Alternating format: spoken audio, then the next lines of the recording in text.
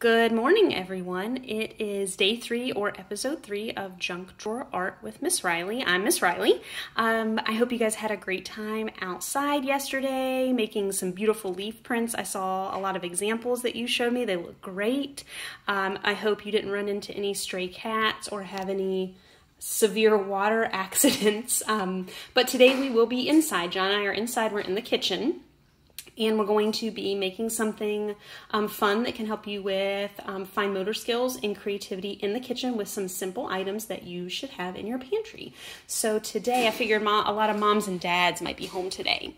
So today we're going to be working on making do-it-yourself Play-Doh. A lot of you have told me that you're feeling really worried. You know, we had our big clay project that was saved for April.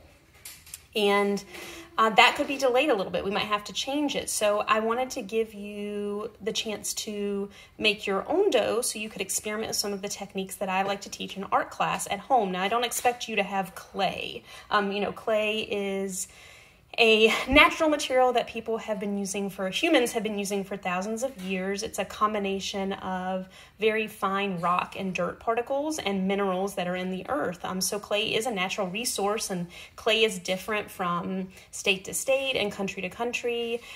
But the cool thing about clay is a lot of times in our art class, we fire it and we glaze it. And those are things that I know you won't be able to do at home. So I wanted to give you the chance to make something that you can experiment with that's like clay, but a little more friendly for your house. So the ingredients that we will need for this are flour, salt, water, oil, and then I put a teaspoon of oil, and then a Kool-Aid packet, which is optional, and I'll explain that in a minute. So we're going to be using some math skills today while we measure, and we'll be using some fine motor skills while we work the Play-Doh and make it into something that we can manipulate more. And my next episode, for moms and dads who are listening, is the next episode we're going to have. I'm actually going to show some of those techniques and show some things that you can actually do with the Play-Doh once you have it made. I will tell you there are some Play-Dohs that are out there if you look on Google or on Pinterest that use cream of tartar, and those are really good also, but I wanted to make sure that I didn't use cream of tartar in this one just because a lot of people don't have that sitting around, but if you do, you can feel free to add it in. So we're going to go ahead and get started making the Play-Doh, and then next episode I will show you how to use it. You ready, John? Well, I need to put these figures. Okay, we'll bring the figures in here. Come on. I'm going to set us up over here. So I have my things out. I have my salt, oil, I have my flour, I already have the measuring cups out, and I've actually already measured my water too. That can make it a little easier for moms and dads if you kind of have everything laid out before. We have a big mixing bowl. I have my whisk ready to go. A whisk is going to be better than a spoon. And these are the extra ingredients that I kind of explained that you can feel free to use. Now, I didn't have Kool-Aid packets at my house, of course, but I did have these little, almost like the light packets that you can flavor your water with. And when I said that I was going to add Kool-Aid, these little packets, they will add color if you're using Kool-Aid, and they will also add a little bit of smell, just to kind of make it more pleasant. The nice thing about these also in using Kool-Aid is, and I have some of these packets over here, is the salt in this should keep it from spoiling, but the nice thing about little packets like this is they have citric acid in them, and citric acid is, it keeps mold and funguses and things like that from growing in the Play-Doh because it is made with flour and water and natural things. It is safe to eat. I wouldn't recommend it. But if you use these with the citric acid in them, it'll kind of help the Play-Doh keep longer without smelling gross. Another thing you can do is if you have lemon juice, you can add like a little squeeze of lemon juice in it. If you don't have Kool-Aid or any kind of packets like this in your house, and you still, the salt should keep it good, but you still want to add a little bit of like smell to it. I would recommend adding, if you add cinnamon, it gives it like a really nice gingerbread smell. You can also add like almond extract or orange extract to give it a smell, and you can also add just a few, and you'll see just a few drops of food coloring to give it a little bit of color too. I've had some parents say that they also use essential oils in their dough, and that's great, but I want you to make sure that it is an essential oil that is kid safe and that kids can touch, because some of them can cause irritation if they're on the skin, and your hands are going to be all in this. So let's go ahead and get ready. So I'm gonna set it up right here so we can see. John, you ready?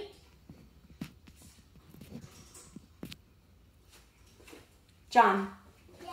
let's go make some Play-Doh. Come on. Mommy, look at Come on. Nice, we'll play with that later. So, got you on a step stool. Be careful, climb up.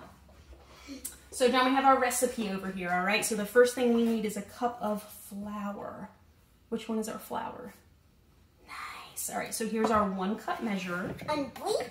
Unbleached flour, yes sir. So go ahead and take a scoop in.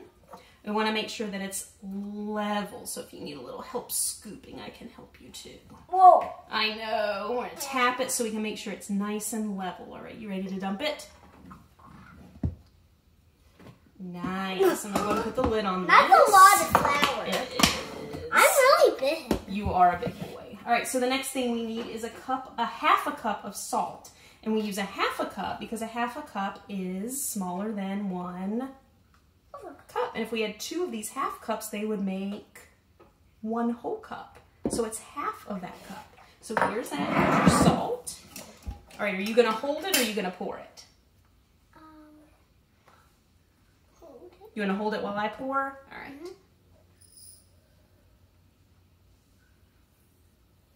Whoa. All right, can you dump it in? Be careful, 2 hands.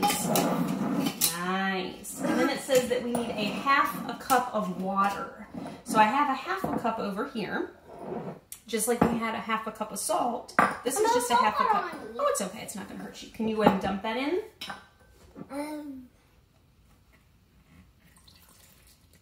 Nice. It looks like a muddy land. It does look like a muddy land, doesn't it? And the last thing we will need is this vegetable oil.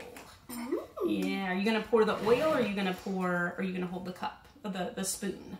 Spoon. Now is this teaspoon, is it bigger than this cup or is it smaller? Smaller. It's much smaller, so we just need a little bit. You hold on to it. All right. Ooh, yeah. Yeah. All right, just stick that down in here. We'll make sure we don't get oil on. Here, put it in the cup. There you go. Perfect. All right, you ready to mix it up? We have our whisk.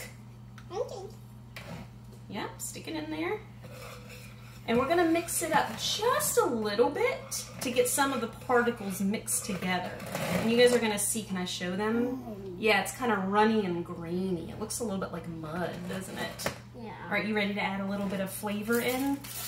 No. Now, I say flavor, we're not gonna eat this, are we? But these are our little strawberry lemonade packets, so they're gonna kind of add some smell to it. Can I put it right where can I? Just leave it there for now. Ooh. What? Oh, good, this is red, so we won't have to add any food coloring. This powder does have red to it. If you need to add food coloring, 1 drop at a time. Remember the other day when we added too many drops to our cookie dough? Yeah. Yeah, food coloring is very strong. Ooh, can you smell that? Yeah. Yeah, it smells good, doesn't it? All right, can you go and mix it in? Oh yeah, it's gonna get here. I might have to help you a little bit. For some of the little kids, you're gonna have to help them kind of mix up. It's very thick. Think ooh, I can taste that powder in the air. Can you? Think very thick cookie dough. Bigger kids will be able to do it by themselves. And at a certain point, it's gonna wind itself up into the whisk, isn't it? So what we're gonna do is move to the counter. So I'm gonna tap this out. Don't get it on me. I'm not gonna get it on you. I can still taste it. You can taste it. Well, when we did the powder, it poofed up, so some of it got in the air. It smells good though, doesn't it? Yeah. You kind of scrape out the bottom part. Wow. All right, I know. And then we'll start working it. Can I show you? Can I show everybody what it looks like so far? So this is what we have so far. It's not quite mixed together, and now we just need to work it. You need to help me. Here's your half. All right. I don't want to do it. Why not? Because I don't want my hands to think. We'll wash your hands when you're done. Does that feel pretty cool? No, you got to mix it all around. Remember we did the gingerbread Play-Doh at Christmas and we had to work it through? And you're going to feel some of the particles feel a little rough, and as you continue to work it, it will start to smooth out. Yeah. Here, you switch with me. You work this one and I'll work yours. Oh, yours is super soft. I know it's soft because I've been pushing it and smushing it. Make sure we get all these little bits worked out. Yeah. Does it feel good? Yeah. Is it soft? How does it smell? Good. It smells good? It does. Well done. All done. Keep it working it. Keep working it. Wow. You gotta work those hand muscles and smush it all around and roll it up. All right. Are you done? Yeah. Are you gonna go wash your hands? And then play. Yeah, you can go play. Don't worry about washing them in here. Go ahead to the bathroom where you can reach, okay? So, as you can see, I have my Play-Doh done. I'm actually going to pick up the camera and zoom in a little bit so you guys can see it a little better. So I've collected every bit off of here. I'm just, and I don't know if you could see everything we were doing. We're just literally kneading it and mixing it like you would kind of do like a bread or cookie dough, honestly. This pretty much what it is with a lot of extra salt. When you're done, if I wanted to, I could have added some color to this. I'm actually not going to worry about it right now. I might add it later. But what I would do is just take it and squeeze like one drop in and work it to spread out all the color through, because right now it's really light pink. And when everything is mixed completely up, you can actually use this right away.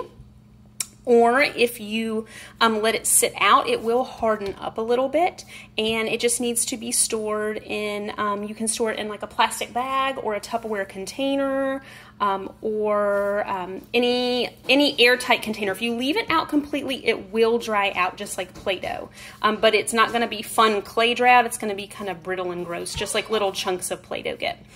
So have fun today making your Play-Doh. I hope you have all the ingredients to make it, and I will see you guys back tomorrow for some ideas on some really cool techniques we can use to make some things like we would make with clay in the classroom.